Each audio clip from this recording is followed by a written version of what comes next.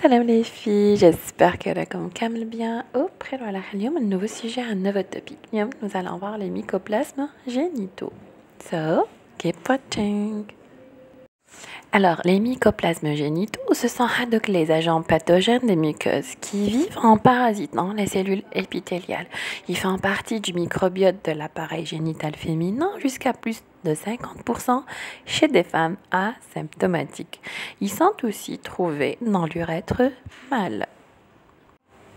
Quant à Mycoplasma hominis et Ureplasma uréliticum, ils ont été considérés comme agents des cornioamniotites, des salpingites, des endométrites postpartum, à infections extragénitales et sont associés à d'autres agents pathogènes pour la vaginose bactérienne.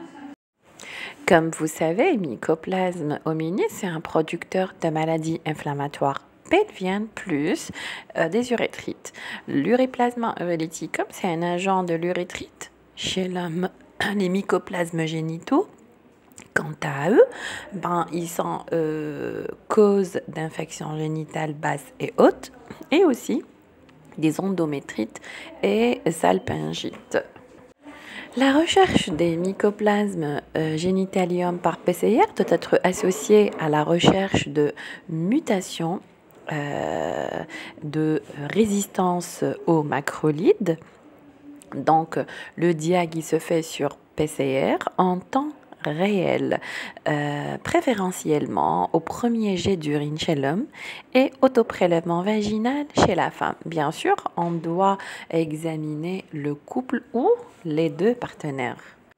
Ce qu'on peut retenir concernant l'uréplasma SPP et Mycoplasma hominis, leur recherche n'est plus indiquée dans les infections génitales basses. Concernant Mycoplasme génitalium, sa recherche est réservée aux patients symptomatiques ainsi qu'à leurs partenaires.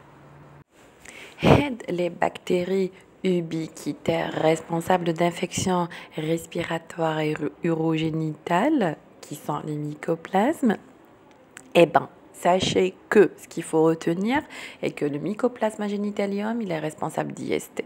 Voilà, l'agent infectieux commensal qui est responsable d'infections des voies génitales masculines et d'infections extragénitales féminines, il peut causer aussi des troubles de reproduction. Il peut aussi avoir des atteintes néonatales chez la femme enceinte et aussi pour être considéré comme pathogène, le mycoplasma génitalium et hominis doivent être isolés à une concentration vraiment élevée, au minimum 10 puissance 4 UCC par millilitre. Et comme la culture, elle n'est plus réalisée en routine car elle est plus longue et plus difficile à avoir, la PCR, elle est recommandée en cas de symptômes. La sérologie réalisée à partir de sang pour confirmer la présence d'anticorps spécifiques vis-à-vis des mycoplasmes recherchés. Et cette sérologie réalisée habituellement pour mycoplasme pneumonie, elle est aussi en revanche peu pratiquée pour les mycoplasmes génitaux. Voilà, c'était le thème d'aujourd'hui. Nous avons vu ce que c'était que les mycoplasmes génitales au grosso modo. Je vous dire, on se retrouve dans une prochaine vidéo. D'ici là, prenez soin de vous et à très bientôt. Bismillah.